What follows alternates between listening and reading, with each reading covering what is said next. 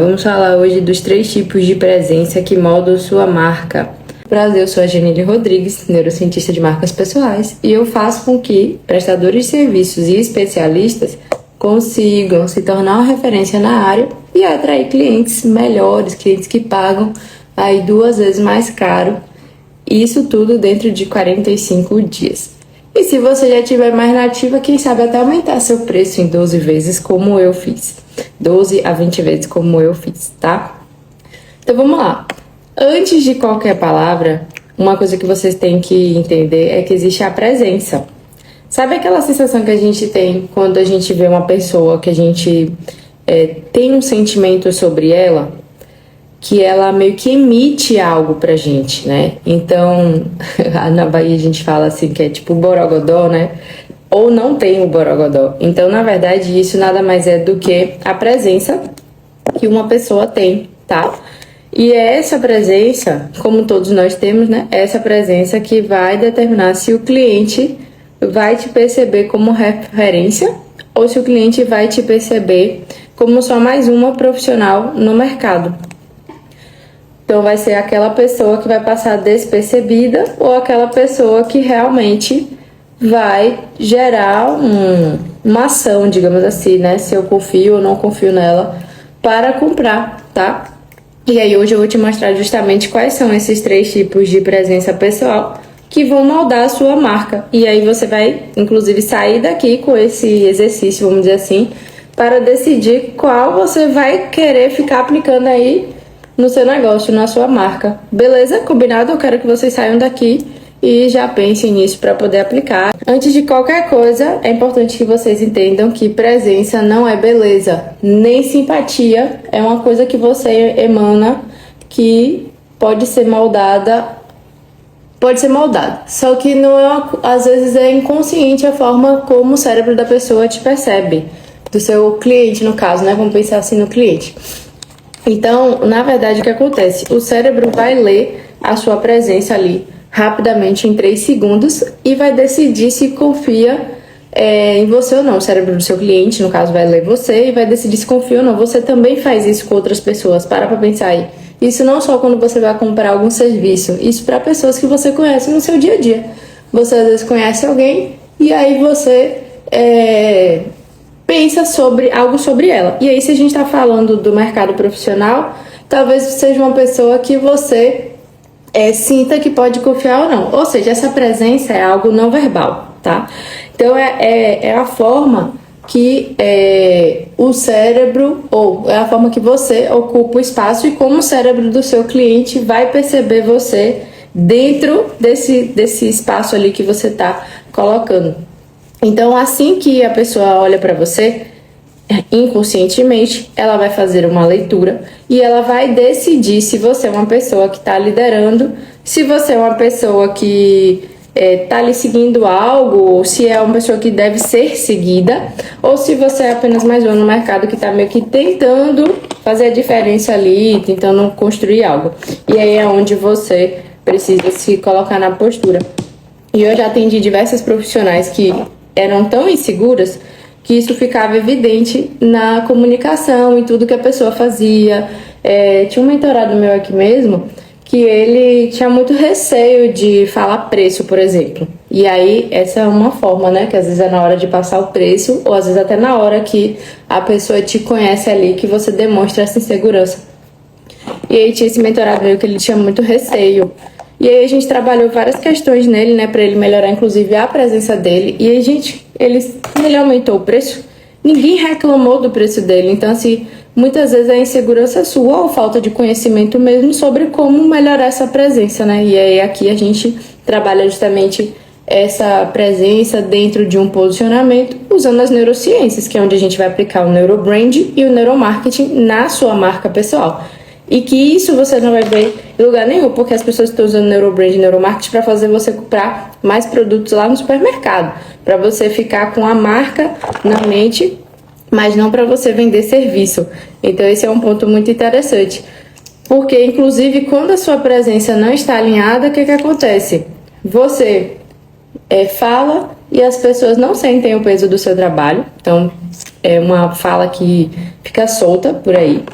você provavelmente está falando, quando você não tem essa presença que mostra, sabe, esse poder ali, muitas vezes você está falando e o cliente está te interrompendo. E dá aquela sensação assim de...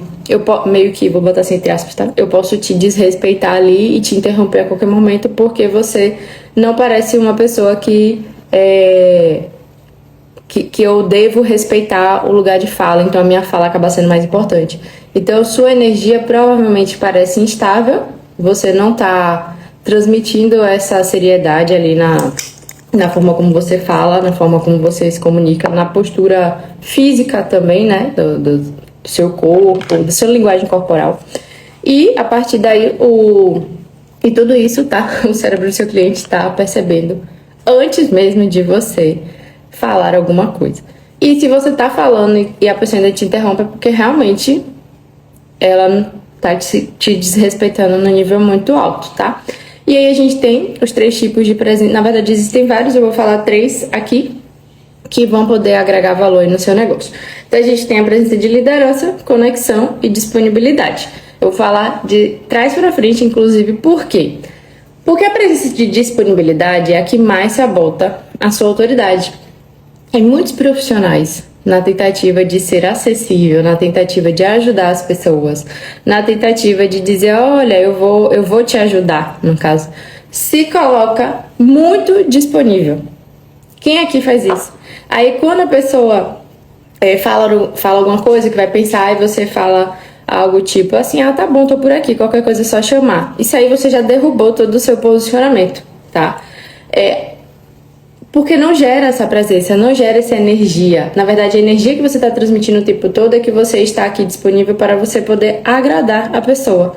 Então, é uma informação que você gera na mente do cliente, como se você dissesse a ele que você é passível de ser pressionada, que você vai ceder. Então, às vezes, até numa negociação, por exemplo, em relação a preço, onde o cliente pensa que pode pedir desconto, tipo, e isso é natural. Para pra pensar, e quantas vezes você já não olhou para um profissional e pensou, eu acho que dá para conseguir um desconto aqui nessa conversa. Então, por quê? Porque a pessoa te demonstrou abertura.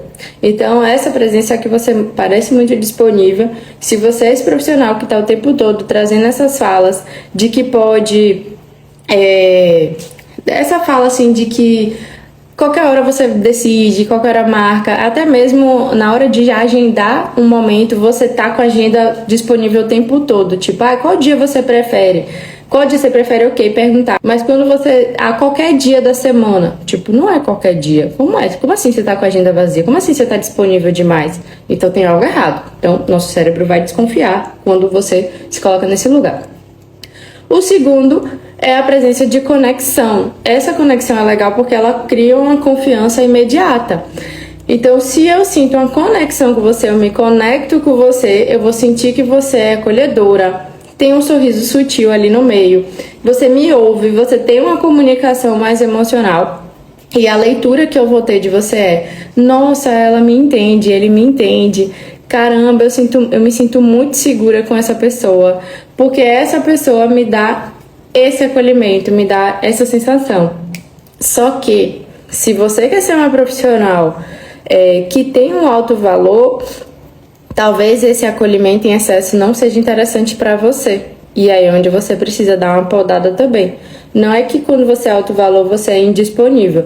Só que essa conexão demais pode gerar confusão na mente do cliente, fazendo com que o cliente confunda essa relação que vocês estão tendo ali. Então, assim, essa conexão ela é perfeita para fechar contratos, tá? Mas você tem que equilibrar com a autoridade. Ela é muito legal, tem uma presença de conexão, mas você precisa impor o seu limite ali também, tá? Então, todas têm um ponto positivo e um ponto negativo, né? A da disponibilidade, ela tem uma questão. Ela é interessante a ponto de que você pareça que você vai ajudar a pessoa tendo disponibilidade para atender. Porque também quando o profissional parece que é agenda lotada o tempo inteiro, que não responde rápido, sabe aquela pessoa que demora horrores de responder? Às vezes você também vai ficar inseguro se ela realmente vai conseguir dar conta de te atender. Então, a mesma questão, né? O inverso. Como é que você vai se comportar? Tudo tem que ser equilibrado com a autoridade. E o terceiro, que é a presença de liderança. essa é a que a gente usa realmente quando a gente quer atrair os clientes mais caros, os clientes premium, que são esses clientes de alto valor. Então, vários termos, tá? O cliente mais caro também a gente chama de cliente premium, a gente chama de cliente de alto valor e talvez alguém traga até um outro nome aí. Só que o ponto é o cliente que vai te pagar mais caro, é o cliente que não vai reclamar do seu preço. Ele pode até achar caro, mas ele não vai te dizer assim na lata que é caro. Então, esse cliente, ele te respeita até um pouco mais na hora de fazer a negociação. Então, para você transmitir esse perfil de liderança, esse perfil que realmente sabe do que está falando, você precisa ter mais clareza ao falar, você precisa ser um pouco mais objetiva na sua fala, tem que ser mais contida nos gestos e tem que ter uma energia emocional consistente, tá? A partir daí, o que o cliente vai ler em você? Vai ler que você sabe para onde você está levando essa pessoa. E aí, a depender de como você se posicione, o cliente vai ler totalmente que vale a pena investir em você, ainda que seja mais caro. Então, na minha opinião, qual é o que você deve fazer? Misturar essa conexão com essa liderança. Então, porque se você também for inacessível demais, o cliente, certo, também não vai querer te pagar. A não ser que seja o cliente realmente que também seja muito frio, né? E aí volta para o seu desenho de cliente ideal, ou seja, o desenho da sua persona, tá?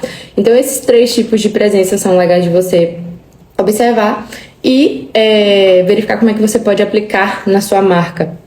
Porque aí a presença aqui é muito mais sobre o que você vai fazer o cliente sentir na hora que ele chegar até você. Certo? É o sentimento que você desperta na pessoa. Seja no primeiro contato inicial, seja quando ela entra no seu perfil, que ela não tá te ouvindo falar, ela tá vendo só a sua estética ali, né? A percepção visual. Seja na hora que você está negociando para fazer o fechamento. E o cliente premium, ele compra o que ele sente quando está perto de você. Não só o que você está vendendo, não só o que você entrega. Ele se importa realmente com essa segurança do que você vai transmitir ali, se você vai de fato resolver problemas, tá? Então, quando você domina essa sua presença, você vai dominar, inclusive, a forma como você vai conduzir esses contatos com o cliente. Seja um contato verbal, seja um contato não verbal. Porque daí, quando você chega nesse nível, você não vai precisar provar nada. O seu contato não verbal já vai falar por você. Que é isso que a gente quer quando a gente domina o posicionamento e a imagem intencional, que são as 2 coisas do primeiro pilar que a gente trabalha aqui dentro do nosso ecossistema Y, que é o meu método. Então, o posicionamento e imagem intencional, ele precisa te vender antes mesmo de você abrir a boca, e a presença está dentro desse contexto, tá? E aí, quando você chega nesse ponto, você de fato vira a referência que você já deveria estar sendo na atualidade, inclusive.